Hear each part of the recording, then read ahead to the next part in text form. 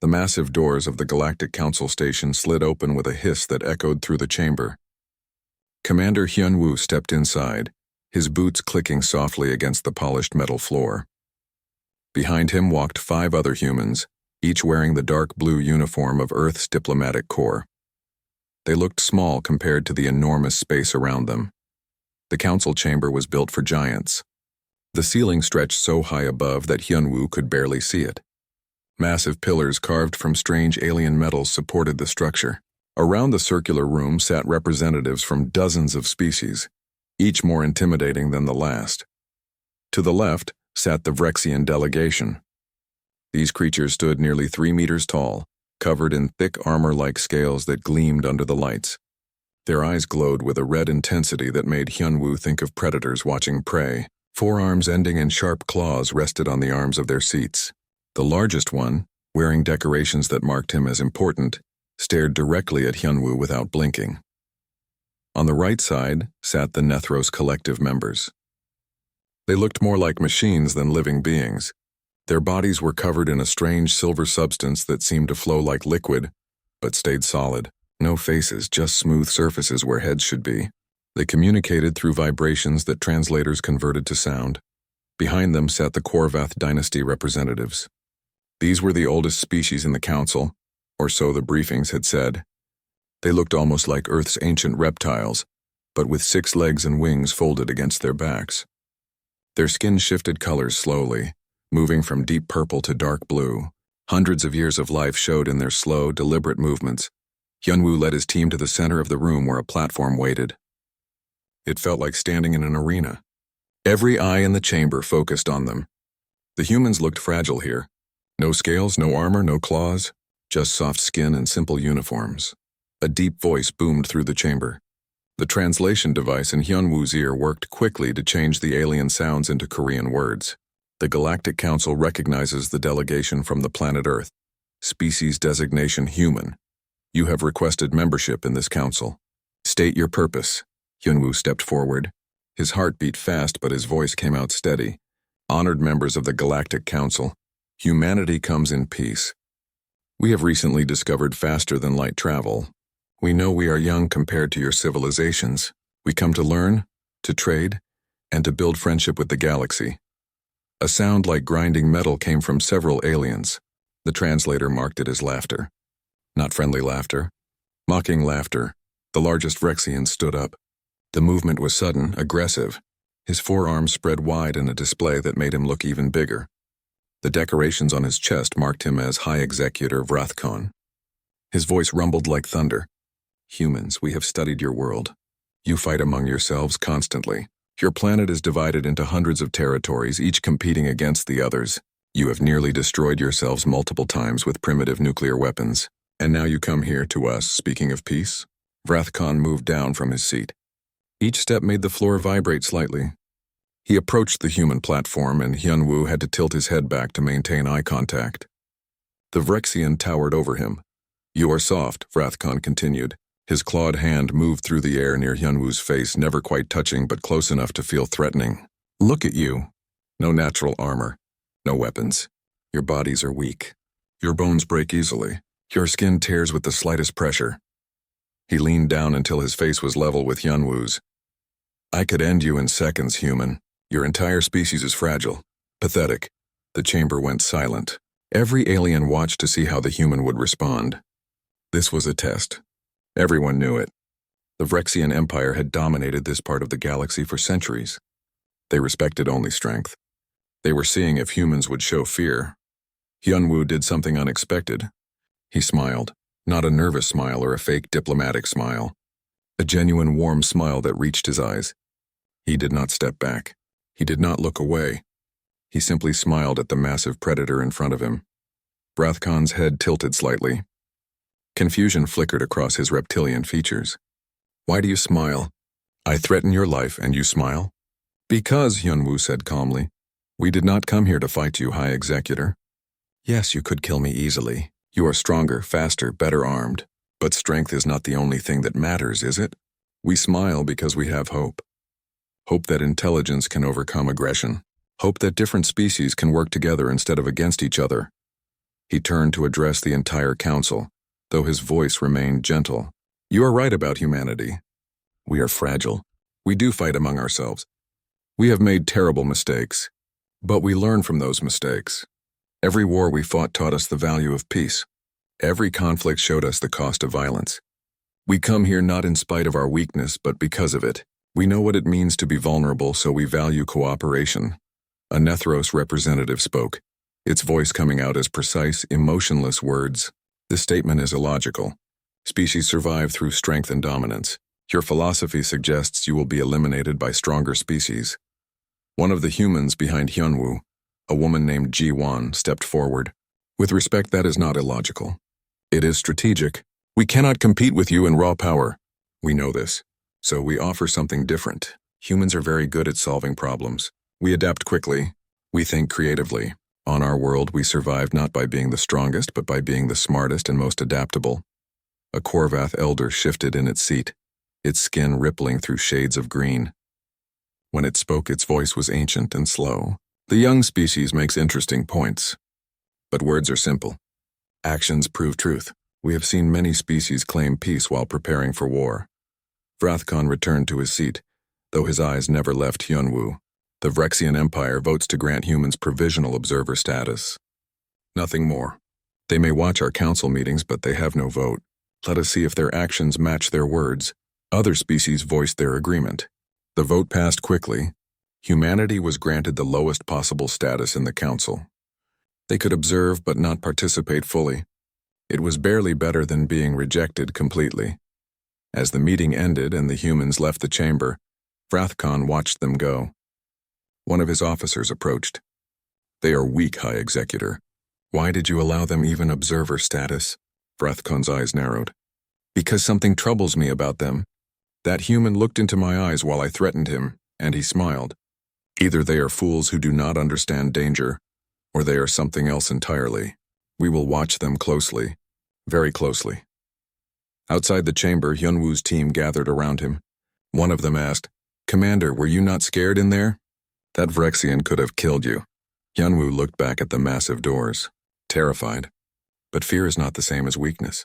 And sometimes, the bravest thing you can do is smile at the darkness and offer it friendship instead of fighting it. He straightened his uniform. We have a lot of work ahead of us. Let us show them what humanity can really do. The humans walked through the station's corridors, unaware that their actions in the council chamber were already being discussed across the galaxy. The question echoed through 1,000 different civilizations. Why would prey smile at a predator? What kind of species chooses peace when facing overwhelming force? And most importantly, what were humans really hiding behind those smiles? Relay Station Epsilon floated in neutral space far from any planet or sun. The massive station served as a trading post where ships from different species met to exchange goods. Hundreds of vessels docked there every day. It was considered safe territory protected by council law. No one was supposed to fight here. Ji-won stood at the observation window of the docking bay, watching ships come and go. She had been sent to establish trade agreements with various alien merchants. Behind her stood Tae-yang, head of her security detail, and Da-eun, a scientist who specialized in alien biology. 3 humans in a station that held thousands of aliens. The market district is impressive, Da-eun said, looking at her datapad. Over 200 different species trade here regularly. The cultural exchange possibilities are enormous. Tae-yang checked his weapon for the 3rd time. Unlike the diplomatic meeting on the council station, they were allowed to carry sidearms here. Too many hiding places. Too many exits. If something happens, this place will be chaos. Nothing will happen, Ji-won assured him. This is neutral territory. The council guarantees safety here. She was wrong. The attack came without warning. Alarms started screaming through the station. Red lights flashed in every corridor. The translation systems broadcast an emergency message. Security breach. All personnel evacuate to safe zones. This is not a drill. Through the window, Ji-won saw a ship she did not recognize. It was angular and dark, covered in strange symbols. Smaller craft were launching from it, heading toward different parts of the station. Nethros pirates, Tae-yang said, his face grim. The translation AI just confirmed it. They are broadcasting demands. The message was simple and cold. The pirates wanted all valuable cargo transferred to their ship. Anyone who resisted would be killed. They had already seized the station's command center and taken hostages. Council delegates were among the captives. The pirates calculated that the station's defenses could not stop them before they escaped with their prizes. Ji-won's communicator buzzed. It was Hyun-woo from the council station. Ji-won, we are receiving reports. The council is organizing a response, but it will take hours for ships to arrive. The station defense forces are overwhelmed. What about the hostages? There was a pause. The council is debating the appropriate response.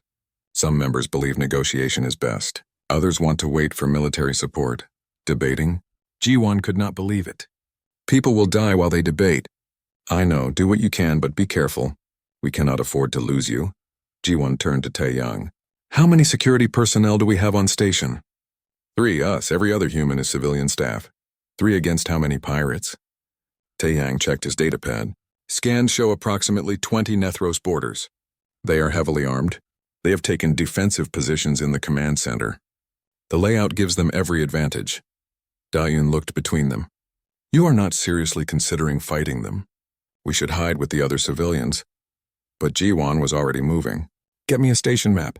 Full detail. I need to see every corridor, every maintenance shaft, every air duct. Ji-won. Da-yoon grabbed her arm. This is insane. We are not soldiers, no, we are humans. And humans do not leave people to die when we can help. She looked at Tae-young.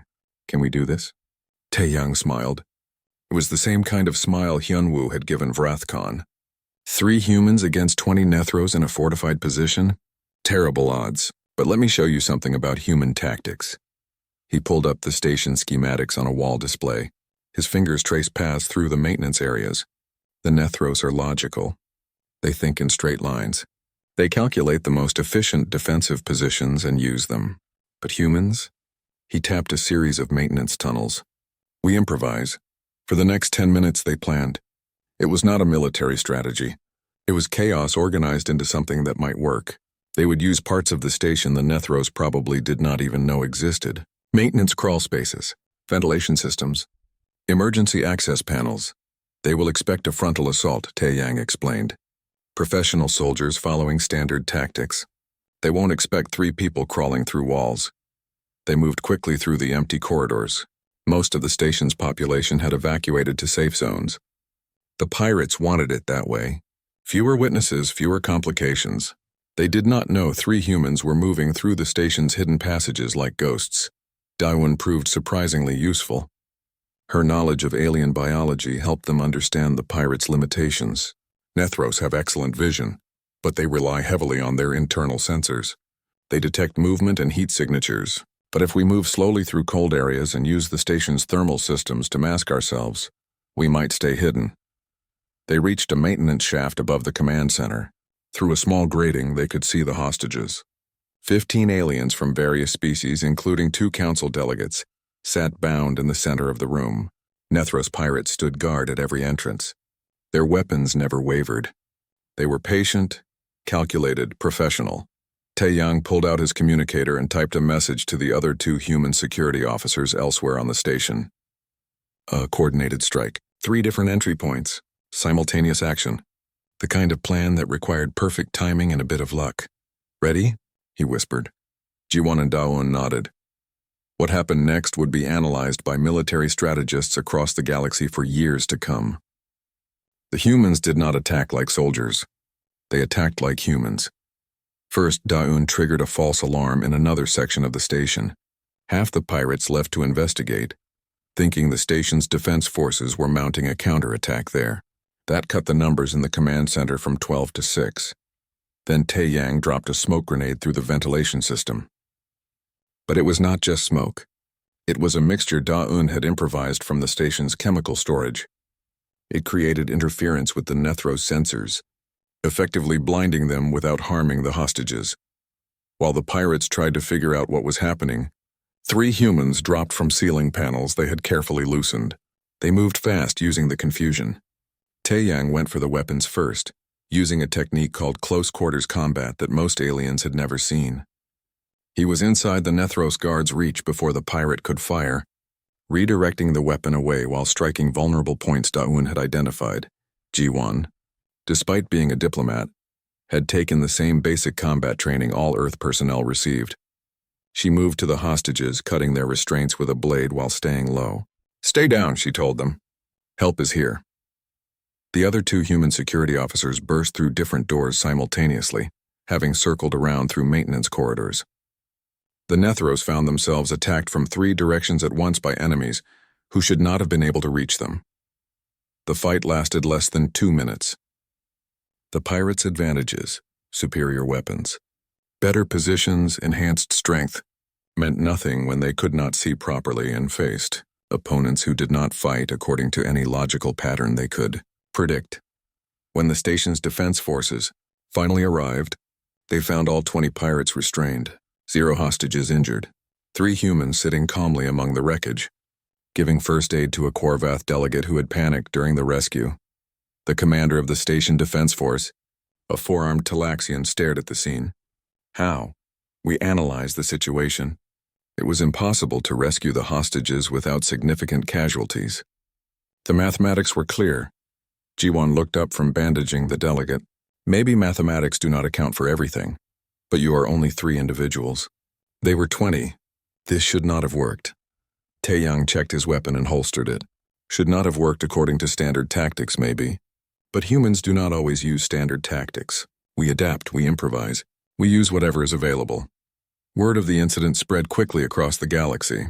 Footage from the station's security cameras was analyzed by every major military organization. The Galactic Council held emergency sessions to discuss what they had witnessed. Humans, supposedly weak and fragile, had accomplished something that professional soldiers from multiple species had deemed impossible. In the Rexian Empire, Vrathkon watched the footage repeatedly. He saw the 3 humans moving through spaces too small for most species. He saw them using the environment as a weapon. He saw them coordinating without speaking, as if they could read each other's minds. Most disturbing, he saw them smiling even while fighting for their lives. Analysis, he demanded from his tactical officer. High Executor, their success appears to be based on unpredictability. They did not follow any established combat doctrine. Their movements seem random yet clearly coordinated. We cannot model their behavior because it does not fit logical patterns. Vrathkon's claws tapped against his throne's armrest. Then how do we fight an enemy we cannot predict? The question had no answer. Not yet. On Relay Station Epsilon, G1 received another call from Hyunwoo. The entire galaxy is talking about what you did. Some species are impressed. Others are frightened. You have changed how they see humanity. We just did what needed doing, G1 replied. I know. That is exactly what frightens them. You made the impossible look easy. And you did it while smiling. The Galactic Science Academy occupied an entire moon orbiting the planet Nexus Prime. Thousands of researchers from hundreds of species worked here, studying everything from quantum mechanics to xenobiology. Today, the main lecture hall was completely full. Scientists, military observers, and even some council members had come to hear a human explain human biology. Dr. Bora stood at the podium, trying not to feel nervous. The amphitheater could hold 3,000 beings, and every seat was taken. Some aliens hung from the ceiling with natural climbing appendages. Others floated in special gravity fields. All of them wanted to understand the species that had suddenly appeared and done the impossible at Relay Station Epsilon. Beside her stood Namsu, an elderly anthropologist who had studied human evolution for 40 years. His hair had gone completely white and he moved slowly, but his mind was sharp. He had volunteered to help present the findings. Thank you for coming, Bora began, her voice amplified through the hall systems. Today we will discuss human biology and evolution. I know many of you have questions about our species. We will try to answer them honestly. She activated the holographic display. An image of a human body appeared, rotating slowly. Humans evolved on a planet called Earth. Our evolution was shaped by extreme environmental pressures and competition with other predator species. This created some unusual traits. A Nethro scientist in the front row raised its hand. Doctor, our scans show humans have relatively weak muscle structure compared to most sapient species. Yet footage from Relay Station shows humans moving heavy equipment easily. How? Adrenaline, Bora said. She brought up a chemical diagram. Human bodies produce several hormones that enhance our physical abilities during stress. Adrenaline increases heart rate, opens airways and releases stored energy. For short periods, humans can perform feats of strength far beyond their normal capacity. She showed footage she had brought from Earth. A small human woman lifting a ground vehicle off her trapped child. A man running incredible distances while injured. This is called hysterical strength. Our bodies have built-in safety limits to prevent injury, but in emergencies those limits can be bypassed. A Korvath elder spoke, its voice crackling with age. These temporary enhancements come at a cost, yes? Such abilities must damage the body. Yes and no, Namsu said, stepping forward. Human bodies are damaged by extreme exertion, but we have remarkable recovery abilities. Our immune systems are aggressive. Our cellular repair mechanisms work constantly. A human can be seriously injured one week and return to normal activity the next. We heal fast by galactic standards. He brought up more data. Humans also have an unusual ability to function while damaged. We have documented cases of humans continuing to fight with broken bones, torn muscles, and serious blood loss. Our brains can suppress pain signals during emergencies, allowing continued action, the audience murmured. Several aliens exchanged glances that clearly said this information was disturbing. A Vrexian military observer stood. Your species should not have survived evolution with such fragile bodies. What allowed you to become apex predators on your world? Bora smiled. We are not apex predators, not in the traditional sense. Humans are persistence hunters. We may not be the fastest or strongest, but we can run for days without stopping.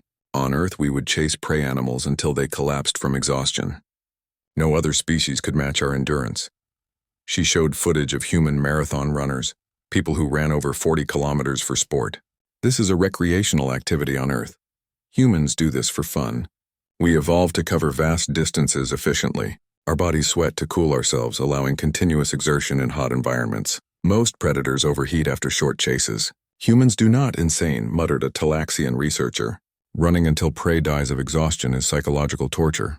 From a certain perspective, yes, Namsu agreed. Humans are terrifying hunters when you think about it. We do not give up. We do not stop. We track our prey for days, sometimes weeks. Imagine being hunted by something slower than you, weaker than you, but something that never stops following. That was humanity's evolutionary advantage. Bora changed the display to show Earth's varied environments. Frozen tundras, scorching deserts, dense jungles, high mountains. Humans adapted to survive in nearly every environment on our planet. We have lived in temperatures ranging from -40 degrees to +50 degrees Celsius. We have built communities at sea level and at altitudes where the air is too thin for most species. A nethroscientist interrupted. Our analysis suggests such environmental diversity should have created separate species with specialized adaptations. How did humans remain one species? Migration and interbreeding, Namsu explained. Humans are social creatures. We travel, we explore, we mix our genetic material constantly. This created a species that is generalized rather than specialized. We are not the best at anything specific, but we can do almost everything adequately. He showed images of human cultural diversity. We also adapt culturally.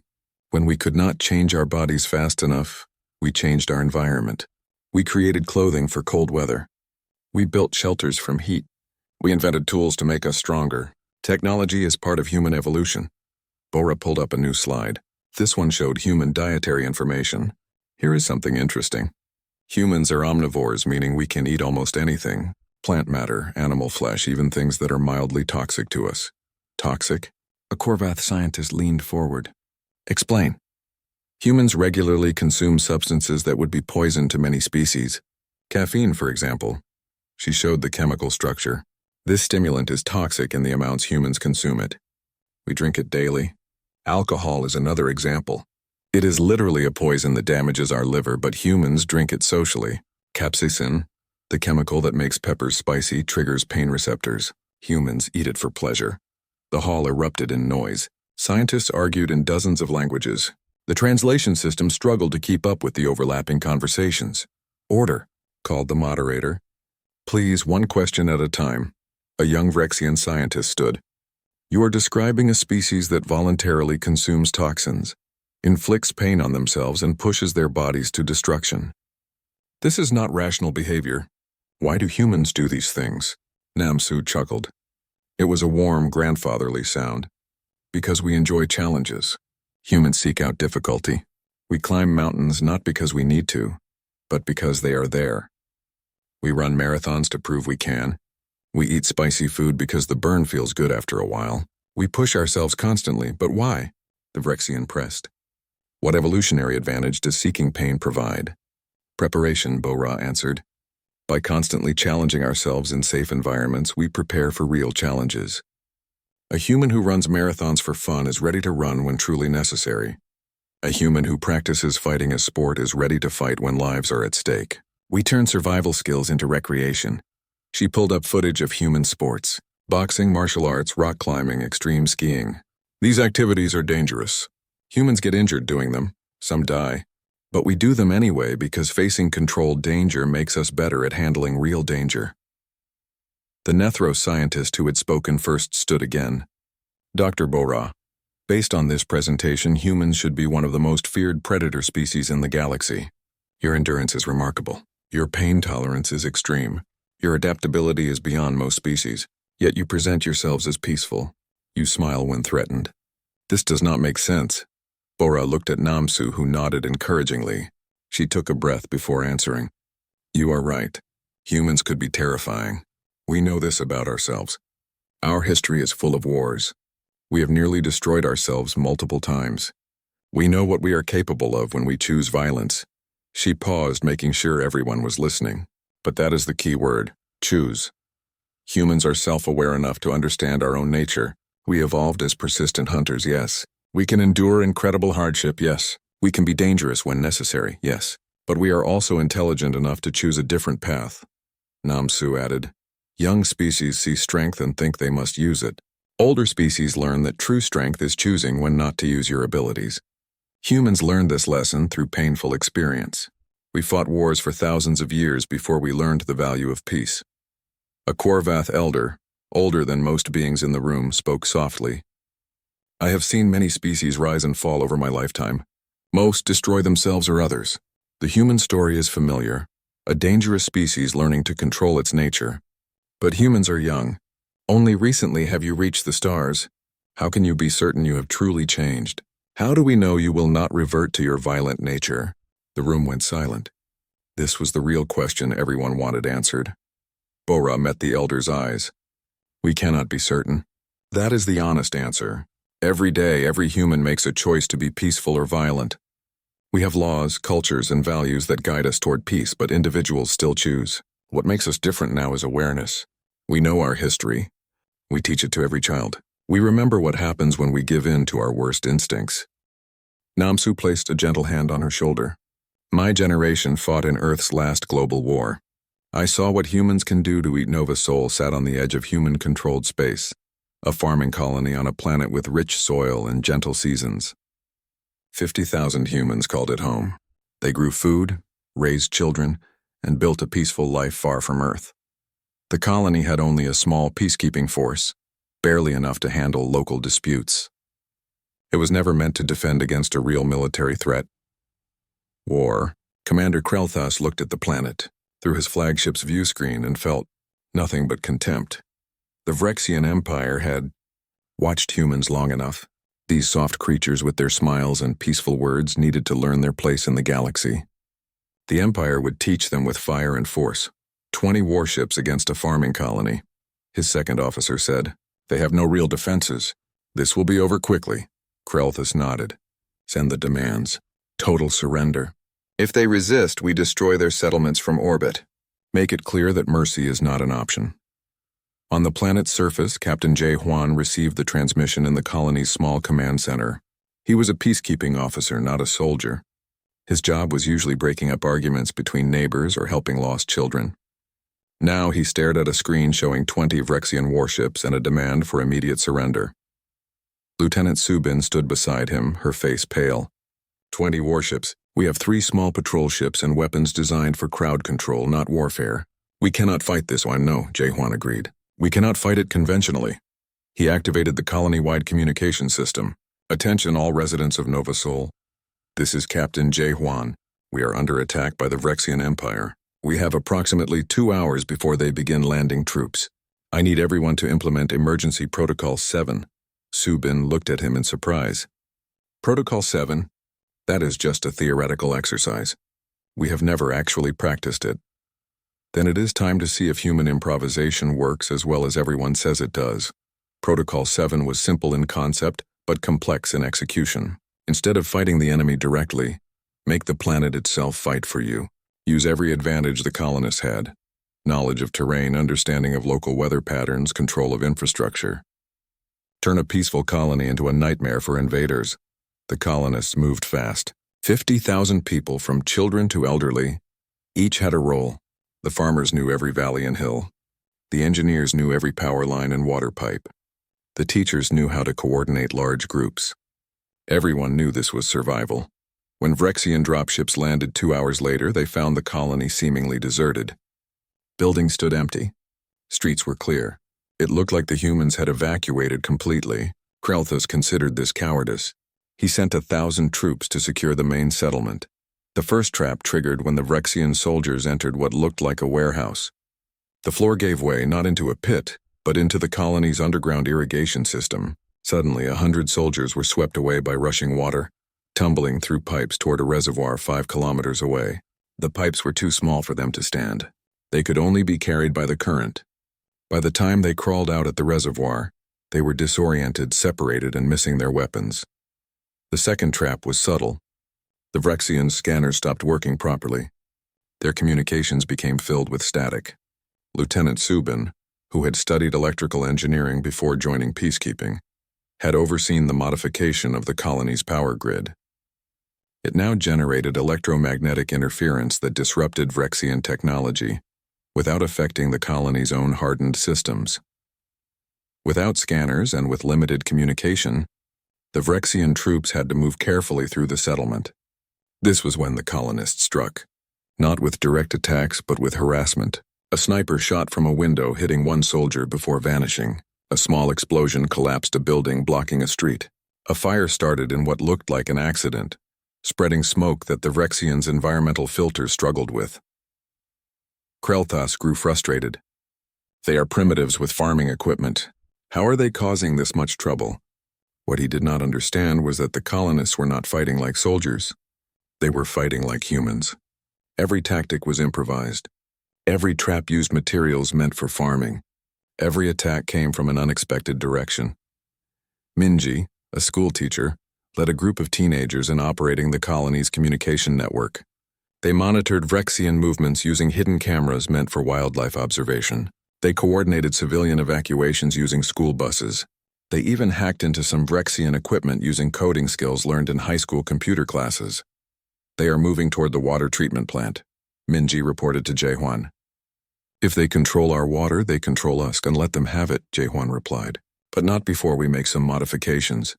When Vrexian forces secured the water treatment plant, they thought they had won a major victory. Then they turned on the system. The water that came out was not just water. The colonists had mixed it with chemicals from their agricultural supplies. Not enough to be lethal, but enough to make anyone drinking it violently ill. The Vrexian soldiers had to retreat, sick and demoralized. Krelthus ordered his troops to regroup in the landing zone. We will end this from orbit. Prepare to bombard the colony. But before he could give the order, his tactical officer reported a problem. Commander, our dropship's fuel lines have been sabotaged. Someone contaminated the fuel supply on the ground. Half our ships cannot lift off. Impossible. We control the landing zone. The contamination happened before we landed, sir. The humans somehow accessed our ships during the initial descent. This was Dayun's work. The xenobiologist who had helped rescue hostages at Relay Station Epsilon had been visiting Nova Sol when the attack came. She knew enough about Vrexian technology to identify vulnerabilities. A small drone, a careful approach, and a few minutes was all it took to introduce bacteria that would break down Vrexian fuel.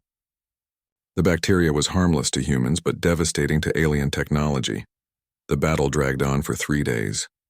The Vrexians had superior weapons, better armor, and greater numbers, but none of it mattered. They were fighting an enemy they could not predict in terrain they did not understand with equipment that kept failing. On the 3rd day, Jaehwan made a risky decision. He contacted the Vrexian flagship directly.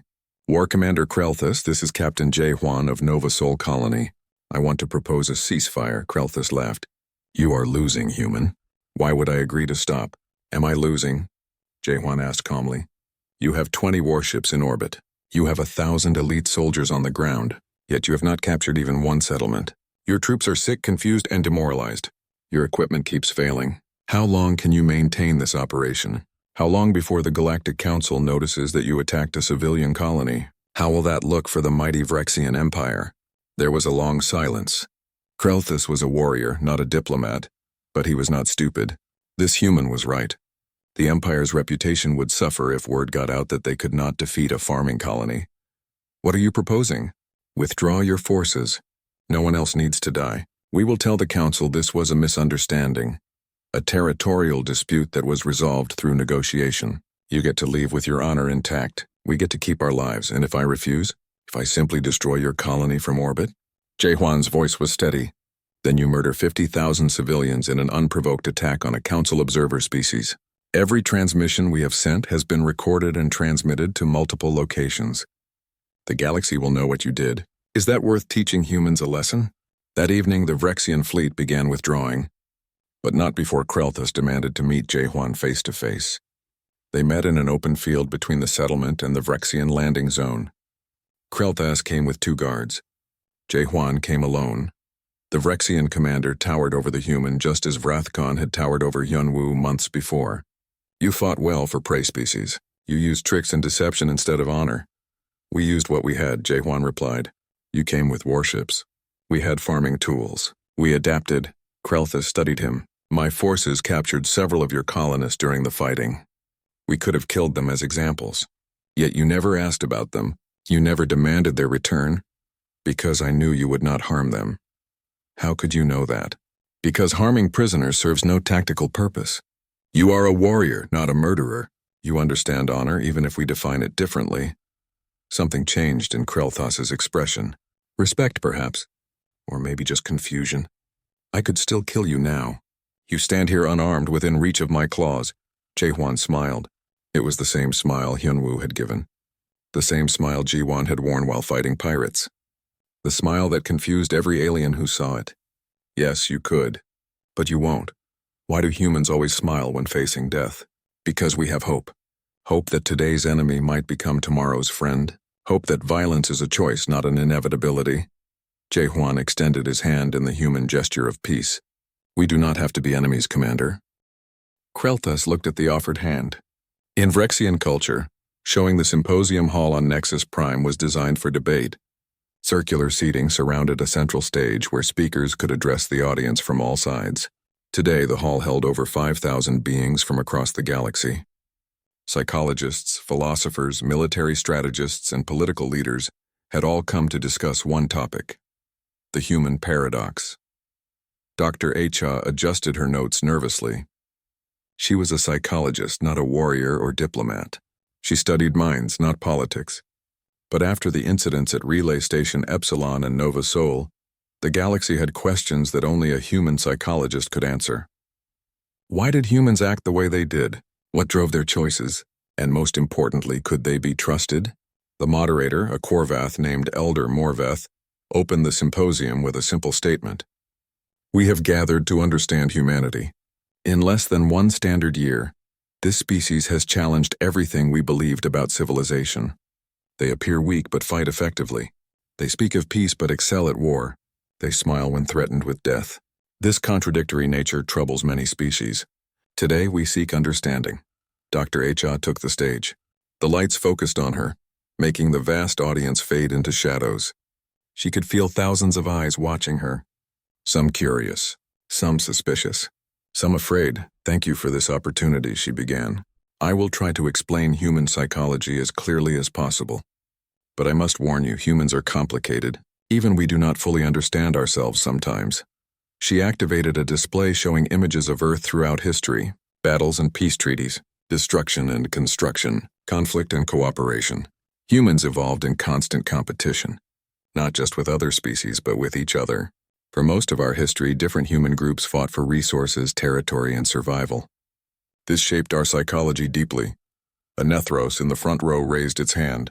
This suggests humans are naturally violent. Yet you claim to be peaceful. How do you reconcile this contradiction? Self-awareness, Icha replied. Humans are conscious of our own nature. We study our history. We analyze our mistakes. We teach each generation about the costs of violence. This creates what we call moral choice, the ability to act against our instincts because we understand the consequences. She changed the display to show human children. From very young ages, humans teach empathy. We train children to understand others' feelings. We tell stories about cooperation and friendship. We create cultural values that reward kindness and punish cruelty. This is not natural instinct. This is deliberate cultural programming we impose on ourselves. A Vrexian military psychologist stood. His scales were marked with rank insignias. But cultural programming can fail. Under stress, beings revert to instinct. We saw this at Nova Sol. Your colonists fought viciously despite your claims of peace. They fought in self-defense. HFY corrected. There is a difference between aggression and defense. Humans will fight when protecting loved ones or homes. But even then, we restrain ourselves. Captain J. Juan could have killed captured Vrexian soldiers. He chose not to. That choice made in the middle of battle shows our cultural programming holding even under extreme stress. Another display appeared, showing brain scans. Human brains have enlarged prefrontal cortexes.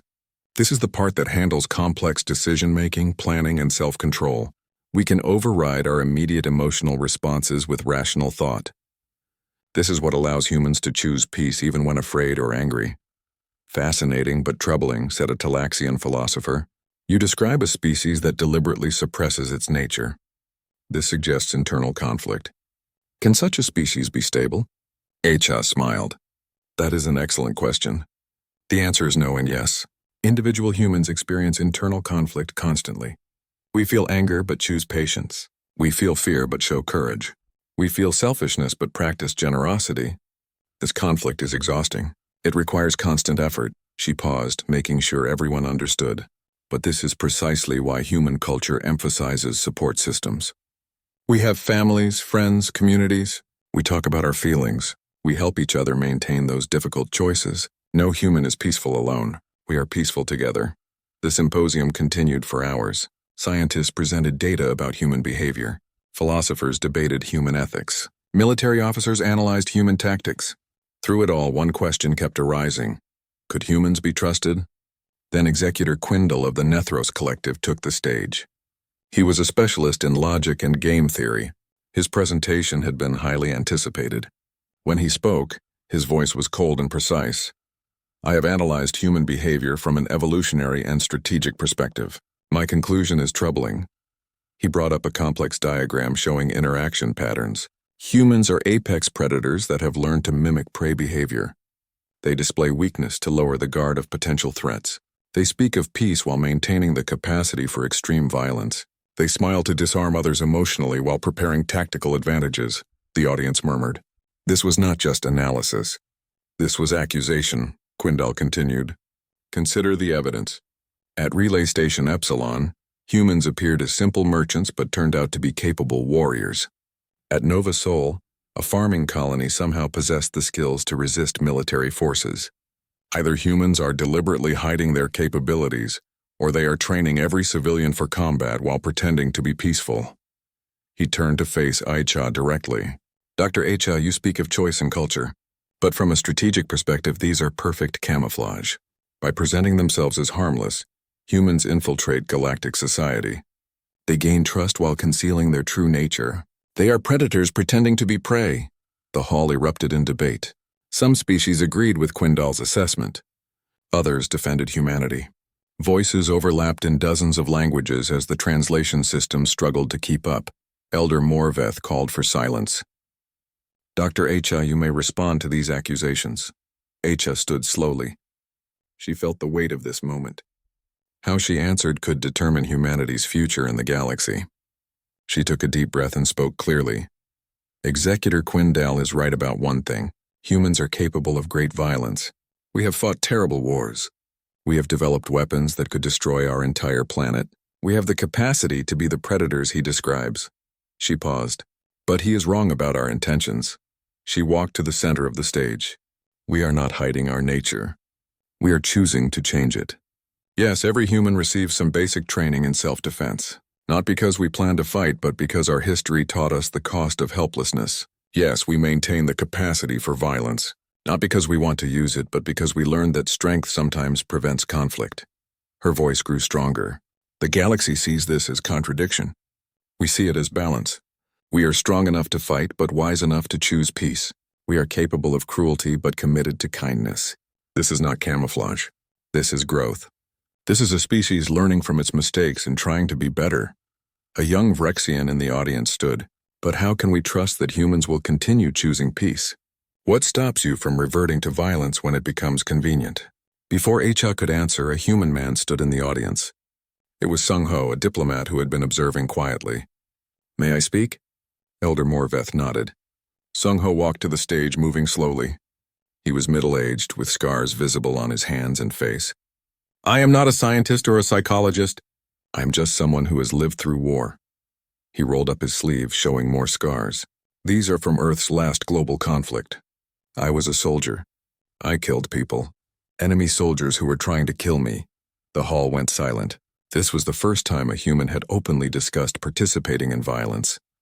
After the war ended, I had nightmares for years. Sung Ho continued. I saw the faces of people I had killed. I remembered the fear, the anger, the terrible rush of combat. It took me years to recover. Many soldiers never did. He looked around the hall. That is why humans choose peace. Not because we do not understand war, because we understand it too well. He gestured to HFY. She spoke of cultural programming. Let me explain what that means in practice. After the war, humans created programs to help soldiers recover. We studied the psychological damage of violence. We created art, literature, and films exploring the cost of war. We made sure every child learned about the horrors we had inflicted on ourselves. Sung Ho's voice was thick with emotion. When we reached the stars and found other species, we saw a choice. We could export our violence, become conquerors, or we could try something different. We chose different. Not because it was easy, because it was necessary. He turned to Quindal. You are right that humans could be dangerous. Every species could be. The question is not capability. The question is choice. Every day, billions of humans choose not to hurt others. We choose to help instead of harm. We choose to build instead of destroy. That choice made constantly by ordinary people is what makes us who we are now. Elder Morveth stood slowly.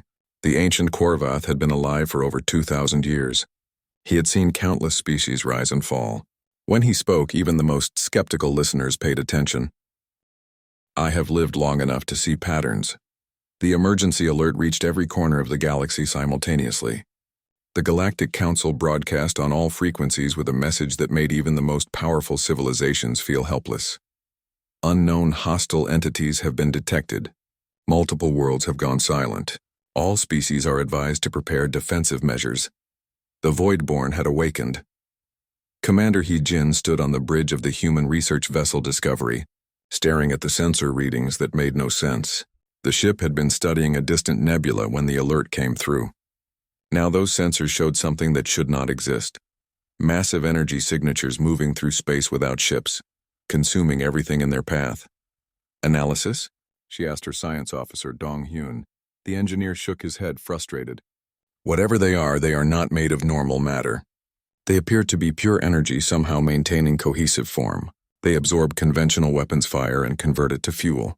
Every ship that has engaged them has been destroyed or has fled. Sora, the xenolinguist, looked up from her communication station. The Council has identified them from ancient records. They are called Voidborn. They last appeared over 1,000 years ago, consumed several star systems, then vanished. No one knows where they went or why they left. And now they are back, He-Jin said quietly. She pulled up the tactical display showing the Voidborn's path. 3 colonies had already gone silent. Estimates suggested millions dead. Send a message to Earth Command. Tell them we are moving closer to investigate. Commander, that is suicide, Dong Hyun protested. Every ship that got close was destroyed. Every military ship using standard tactics, He-Jin corrected. But we are not a military vessel. We are scientists. Maybe what we need is not bigger weapons, but better understanding. The Discovery moved into the danger zone carefully. Instead of approaching with weapons active, they kept all systems in passive mode. They broadcast on all frequencies, trying every form of communication. They collected data from a safe distance, studying the Voidborn's movement patterns. They are not random, Sora reported after hours of observation. Look at their path. They are avoiding certain types of stars. They seem to prefer systems with high concentrations of biological matter. They are eating, Donghyun realized. Not conquering. Feeding. Hyojin studied the patterns more closely. Something about the Voidborn's behavior seemed familiar, desperate almost. They are not attacking because they want to. They are attacking because they need to. Like animals driven by hunger. She made a decision that would be debated for years afterward. Bring us closer. I want to try something. Commander, please reconsider. That is an order. Take us to within communication range, and turn off all weapon systems. Completely off.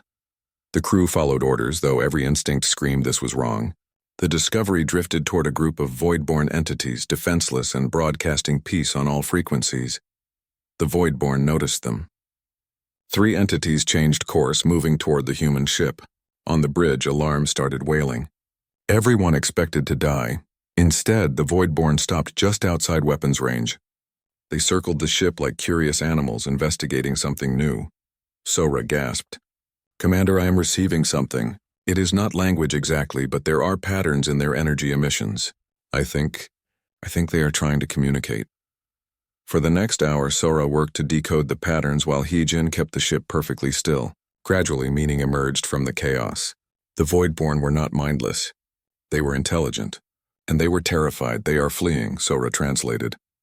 Something in deep space, something they call the endless dark, is pursuing them. They have been running for centuries. They came to this galaxy because they need energy to keep running. They are consuming biological matter because they are desperate, not because they want to. Hyojin felt a chill. They are refugees. We have been fighting refugees. The Discovery returned to Council space with this information. The galaxy's reaction was mixed. Some species wanted to destroy the Voidborn anyway. Others saw an opportunity. Humanity proposed something radical. Negotiation. Admiral Youngsik led the diplomatic effort. He was a military officer, but he had studied human history extensively. He knew that yesterday's enemy could become tomorrow's ally if approached correctly. We need to speak with them properly, not with weapons. With words, the Council was skeptical. Negotiate with entities that have killed millions? This is insane, is it? Youngsik asked. Or is it practical? We cannot defeat them militarily. Our weapons only feed them. But maybe we can offer them something they need more than biological matter. Maybe we can offer them sanctuary.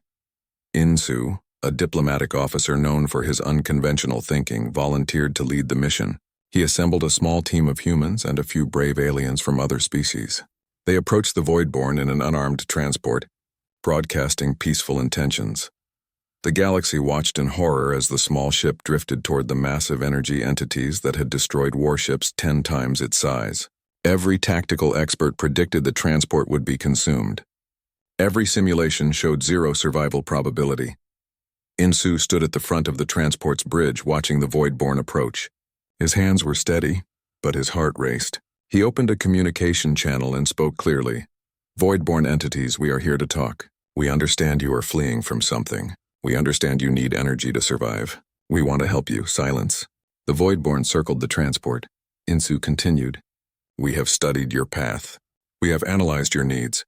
We have worlds in our territory that could provide what you need without harming sentient life. Gas giants full of energy. Stellar nebulas rich in resources. We will share these with you if you stop consuming inhabited worlds. More silence.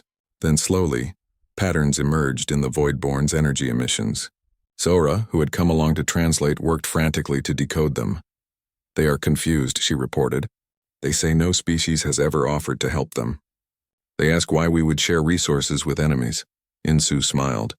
That human smile that had become famous across the galaxy. Tell them we do not see them as enemies. We see them as people who are scared and running. We have been scared and running before. We understand. What followed was the most unusual negotiation in galactic history. Humans, with support from some more progressive council species, worked out an agreement with the Voidborn. They would be given access to uninhabited systems rich in energy.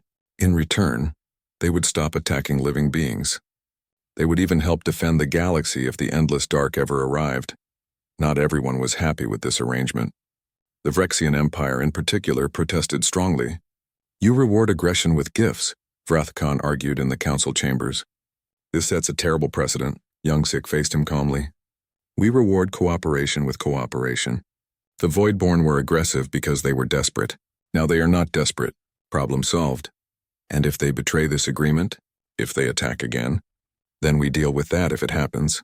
But I would rather take that risk than guarantee continued war. Humans learned a long time ago that making peace is always cheaper than making war, even when peace is difficult. The crisis passed, but it changed the galaxy fundamentally. The Voidborn became an unexpected ally. Their unique nature allowed them to detect threats no other species could see. They warned of spatial anomalies, approaching dangers, and potential disasters. But more importantly, their integration into galactic society proved something important. The galaxy had always operated on a simple principle. Strong species dominated, weak species submitted. Humans had introduced a new idea. Cooperation could be stronger than domination. 6 months after the crisis, Hyejin received a commendation from the council. She stood in the same chamber where Hyunwoo had first faced Vrathcon. This time the atmosphere was different. Respectful, almost warm. Commander Hyejin, Elder Morveth said, your actions during the Voidborn crisis showed remarkable courage and wisdom. You risked your life to understand an enemy. Your sacrifice led to a peaceful solution that saved countless lives across the galaxy. Hyejin bowed respectfully. I only did what any human would do. We try to understand before we destroy. We look for solutions beyond violence. A Voidborn entity hovered near the ceiling, translating its thoughts through Sora's device. The human people showed us we could be more than hunters. They gave us choice when we thought we had none. This debt cannot be repaid. It is not a debt, Hyejin said. It is friendship. That is different. After the ceremony, Vrathcon approached her privately. The massive Vrexian looked different somehow, less aggressive, more thoughtful. Human, I must ask you something. When you approached the Voidborn unarmed, were you not afraid? Terrified, Hyejin admitted. Then why smile? Why show weakness to an enemy that could kill you? Hyejin considered her answer carefully. Because I believed there was a person behind the threat, someone who could be reached with honesty instead of weapons. I smiled because I had hope even when hope seemed foolish. Vrathcon was quiet for a long moment. My species believes strength is everything. We have believed this for thousands of years. But watching humans, I wonder if we have been wrong. You are not the strongest species. Yet a 1 year had passed since the Voidborn crisis. The Galactic Council chambers looked the same physically, but everything else had changed. Where there had once been empty seats for species that refused to attend the same meetings as their enemies, now those seats were filled. Where there had once been tense silences, now there were conversations. Where there had once been suspicion, now there was cautious hope. Chancellor Hyunwoo stood at the central podium, no longer the uncertain diplomat who had smiled at a Vrexian threat. He had been promoted to lead Earth's entire delegation after his consistent success in building bridges between hostile species. Today he would address the full council for the first time in his new role. The chamber was packed. Every member species had sent representatives. Even the Voidborn attended, their energy forms contained in special chambers that allowed them to participate safely. This was unprecedented. Full attendance had not happened in over 2 centuries. Elder Morveth called the session to order. His ancient voice carried authority that transcended species. The council recognizes Chancellor Hyunwoo of Earth. He will address the assembly on the anniversary of the Voidborn resolution. Hyunwoo stepped forward. He felt the weight of thousands of eyes upon him, just as he had 1 year ago. But this time he did not feel judged. He felt heard. Honored members of the Galactic Council, he began, his voice steady and clear. 1 year ago, High Executive Vrathcon asked me a question. He asked why I smiled when facing death. At the time, I gave a simple answer. Today, I want to give a complete one. He paused, making eye contact with beings from dozens of species. I smiled because I have faith. Not in gods or destiny. I have faith in the possibility that people can change. That today's enemy can become tomorrow's friend. That understanding can replace fear. That cooperation can replace conflict. The display behind him showed images from the past year. Human engineers working alongside Vrexian technicians. Nethros scientists sharing research with human doctors. Korvath teachers instructing mixed-species classrooms. Voidborn entities helping to explore dangerous regions of space where solid matter beings could not go. When humans first came to this council, we were seen as weak. We had no natural armor, no biological weapons, no ancient technology. We had only our ideas and our hope. Many of you thought we would fail. Some hoped we would fail, but we did not fail, and I want to explain why. He changed the display to show Earth's history, wars, disasters, recovery, rebuilding. Humanity has failed many times. We have fought terrible wars.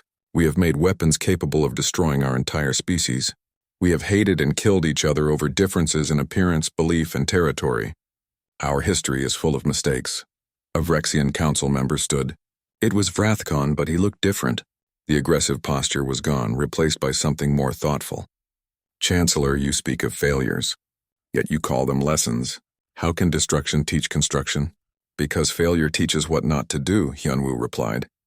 Every war showed us the cost of conflict. Every weapon we built showed us the danger of unchecked power. Every mistake taught us to be better. Humans are not naturally peaceful.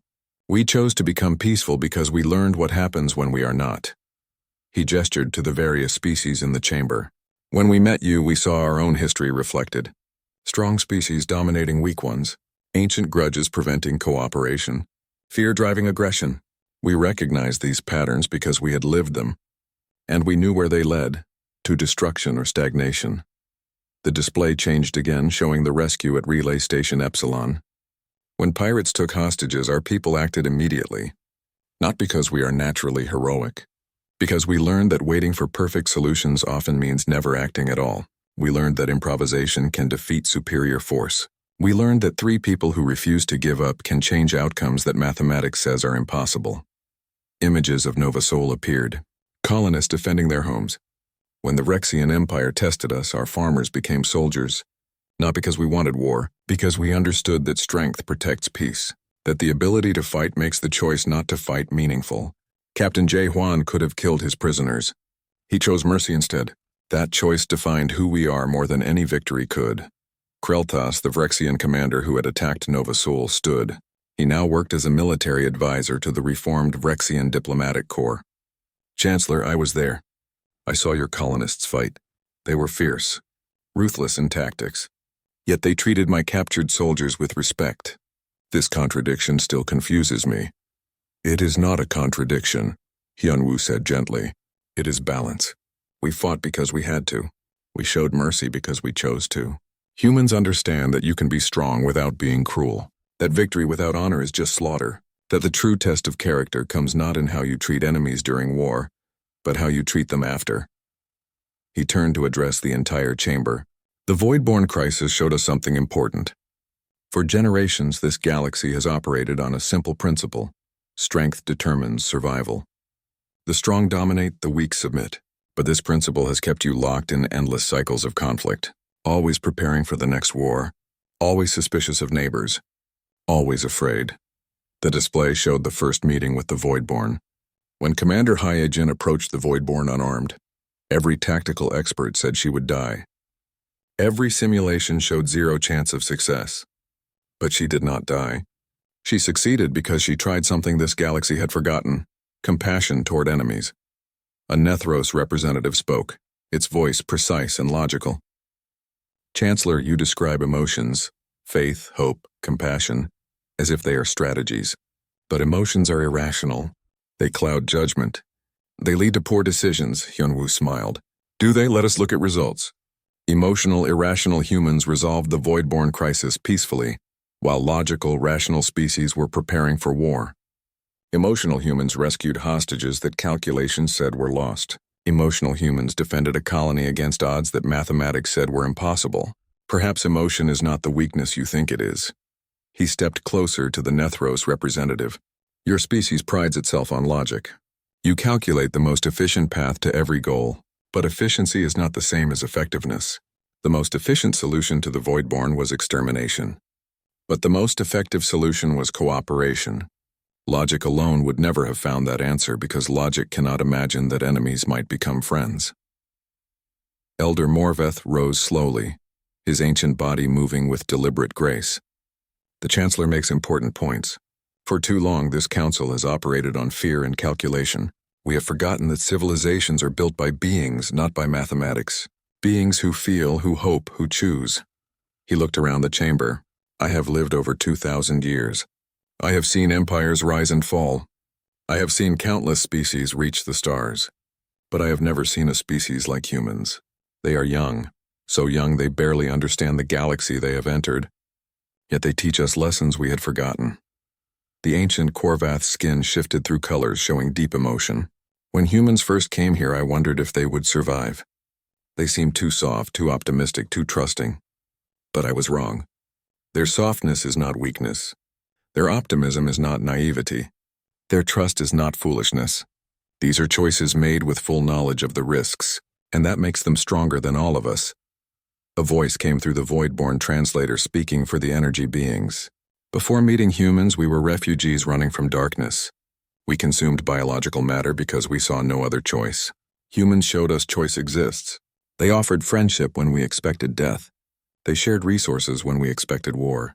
They reminded us that we were people, not just survival instincts with consciousness. The void-born representative continued. Now we are citizens of this galaxy. We have homes, not just hiding places. We have purposes beyond survival. We have learned to create, not just consume. This transformation happened because one human smiled at us and said, "We can help you." This changed everything. Vrathcon stood again. The massive Vrexian approached the central podium where Hyunwoo stood. For a moment it looked like that first meeting. The towering predator and the small human. But everything was different now. "Chancellor Hyunwoo," Vrathcon said formally, "1 year ago I threatened you. I told you I could end you in seconds. I asked why you smiled. Today I understand the answer. You smiled because you saw something I could not see. You saw possibility where I saw only certainty. You saw a future where we could be allies, instead of enemies."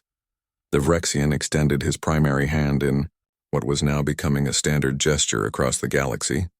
The human handshake adapted for various species. The Vrexian Empire has watched humanity carefully this year. We have studied your methods. We have analyzed your successes. And we have learned something difficult for proud warriors to accept.